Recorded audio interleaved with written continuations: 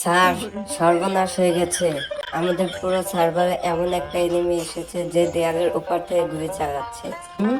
দেয়ালের ওপার থেকে গুলি? তার মানে সে গান চালাচ্ছে না, সে জাদুকারী মন্ত্র চালাচ্ছে। কিছু তো একটা রহস্য আছে অভিজিৎ। স্যার, আমি তো দেখলাম সে গাড়ি নিয়ে আকাশের ওপর দিয়ে উড়ে যাচ্ছে। ওটা কি কোনো নতুন প্ল্যান? আরে না দয়া, ওটা প্ল্যান না, ওটা হলো উড়ন্ত হ্যাকার। দয়া, এক কাজ করো, তুমি গিয়ে আকাশের দিকে একটা গ্লোয়ার মেরে দাও তো। স্যার, আকাশে গ্লোয়ার মারবো কিভাবে? মহাকাশ ছাড়ি তো আমি না। স্যার, হ্যাকারটা আমাদের ঠিক পেছনেই ল্যান্ড করেছে। এখন কি করব? আমাদের কাছে তো কোনো লুট নেই।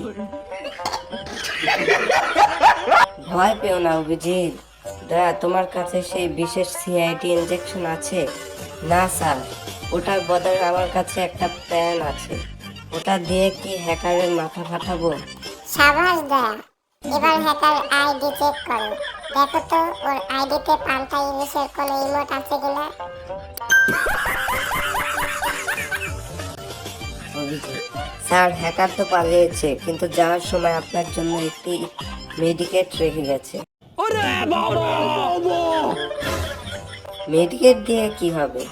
অভিজিৎ, আমার তো পান্তা ভাতের খিদে পেয়েছে। দয়া, চলো এবার খাবারের রহস্য খুঁজি।